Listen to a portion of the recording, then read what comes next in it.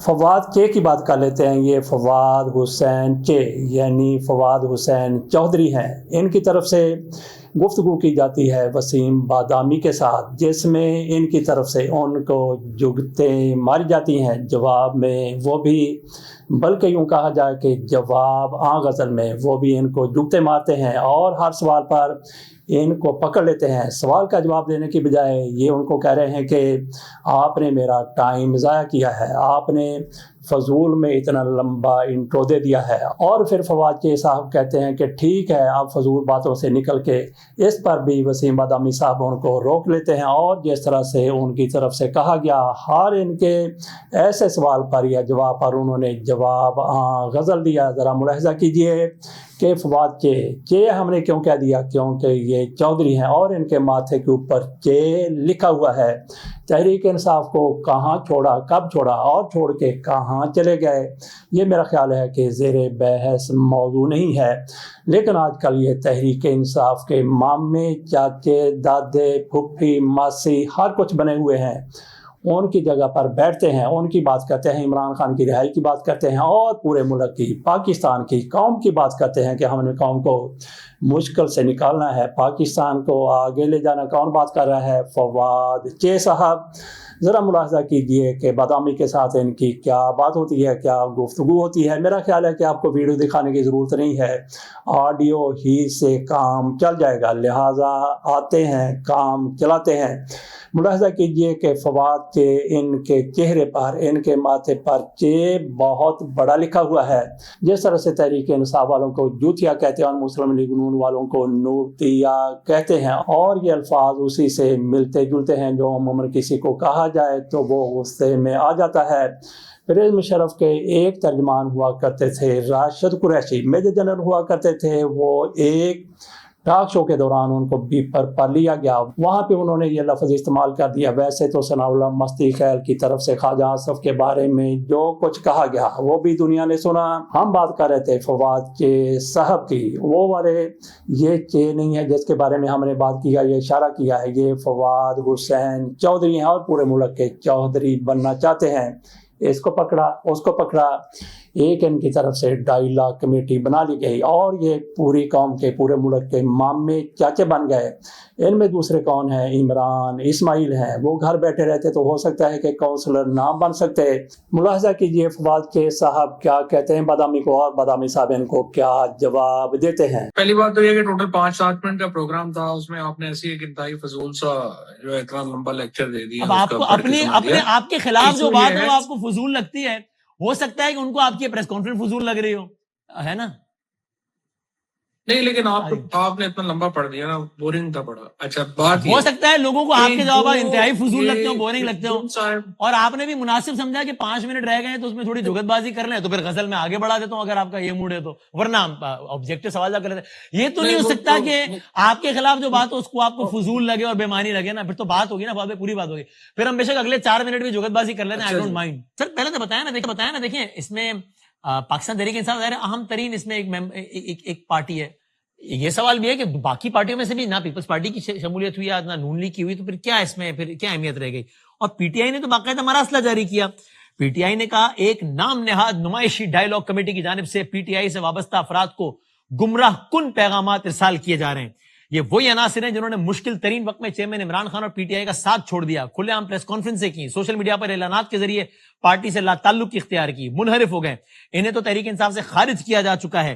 P T I کے لوگوں کو بتانا چاہتے ہیں کہ وہ اس نام نہاد نمائشی ڈائیلاگ کمیٹی یا اس طرح کے کسی بھی سیاسی تماشے سے ہوشیار رہیں، دور رہیں. پارٹی کی پالیسی واضح ہے کہ پی ٹی آئی کا کوئی رہنما، کوئی کارکن اس قسم کی خود ساختہ گمراہ کن یا موقع پرستانہ مہم کا حصہ نہیں بنے گا. تو پی ٹی آئی نے صرف ڈسٹنس نہیں کیا بلکہ انہوں نے تو پوری تقریر لکھ دی ہے، تو پھر تو ختم ہی ہو گئی نا بات. سر کیا افادیت رہی گی؟ پہلی بات تو یہ کہ ٹوٹل 5-7 منٹ کا پروگرام تھا، اس میں آپ نے ایسی ایک انتہائی فضول سا جو اتنا لمبا لیکچر دے دیا. اب آپ کو اپنے آپ کے خلاف جو بات ہے وہ آپ کو فضول لگتی ہے، ہو سکتا ہے کہ ان کو آپ کی پریس کانفرنس فضول لگ رہی ہو، ہے نا؟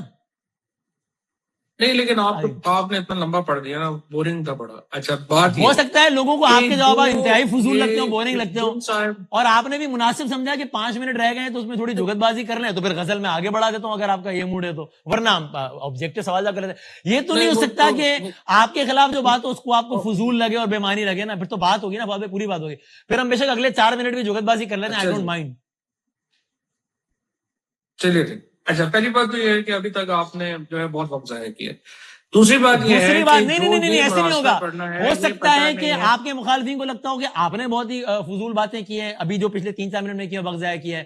سو اگر آپ یہ نہیں ہوتا فواد صاحب کہ آپ ایک غیر معیاری بات کر کے اور پھر آگے بڑھ جائیں کہ چلے جی نہیں, آپ غیر معیاری بات کریں گے تو اس کا جواب ملے گا, ایکیڈمک بات ہوگی تو وہ ہوگی. آپ چوز کر لیں کیا ماحول, آپ کو ہر طرح کا ماحول دستیاب ملے گا. اگر آپ اس سوال ابھی میرے خاموش رہنے کے بعد آپ پھر کوئی جھگت ماریں گے تو میں اس کا جواب دوں گا. اگر آپ جواب بات کریں گے, آپ میرے مہمان ہیں, سراکوں پر ہم بات آگے بڑھائیں گے چاہے 1.5 منٹ رہ جائے مکرم میں. جی سر.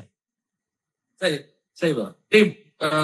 پہلی بات تو یہ ہے کہ کافی وقت ضائع ہوا ہے, اور دوسری بات یہ ہے انتہائی وقت ضائع ہوا. آپ کو کہ مہمان یہ بلا لیا, آپ آج اس مراسلہ موڈ میں کیا تھے, ہے مجھے پتا تھا آپ اس موڈ میں, میں وقت ضائع نہ کرتا, اچھی باتیں کر لیتا باقی مہمانوں سے. جی سر. جی فواد صاحب.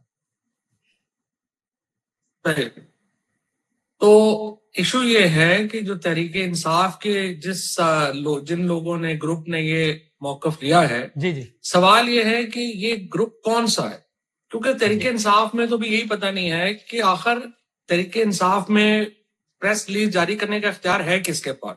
یعنی ایک پروونشل منسٹر جو ہے وہ ٹی وی پہ آتا ہے اور کہتا ہے کہ چیئرمین جو ہے اس کو معافی مانگنی چاہیے, اس نے بیان بالکل غلط دیا ہے.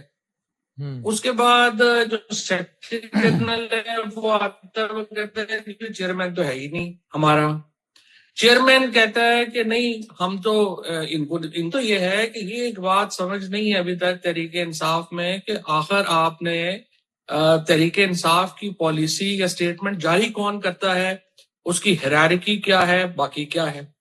دوسری بات یہ ہے کہ ہم تو یہ نہیں کہہ رہے کہ ہمیں پی ٹی آئی نے کہا ہے کہ آپ یہ کریں, ہم تو یہ بھی نہیں کہہ رہے کہ ہمیں عمران خان نے یہ کہا ہے.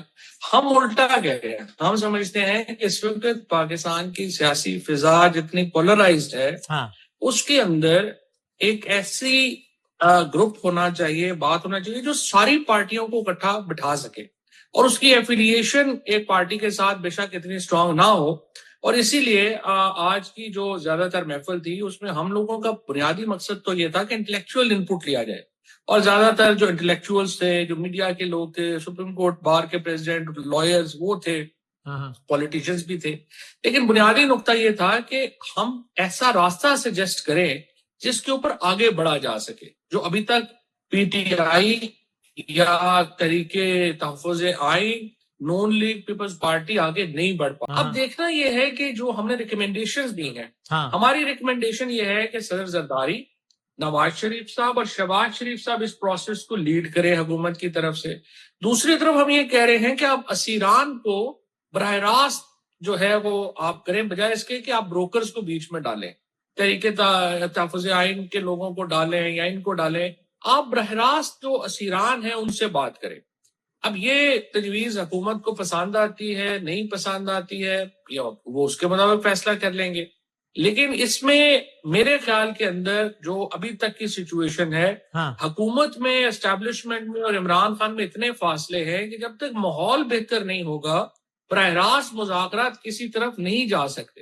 اور اسی لیے ہم مذاکرات کے لیے ماحول بہتر کرنے کی بات کر رہے ہیں, اور وہ کب ہوگا جب خواتین اسیران جو ہیں ان کو رہا کیا جائے, جو سیاسی قیدی ہیں ان کو جو ہے وہ رہا کیا جائے. خصوصاً یہ رپورٹ سارے 70 سال سے اوپر کے ہیں, 3 سال اندر ہو گئے ہیں, ان کو ریلیز کرے تاکہ ایک ماحول بنے بات چیت کا, اور یہاں سے پھر آگے چلے.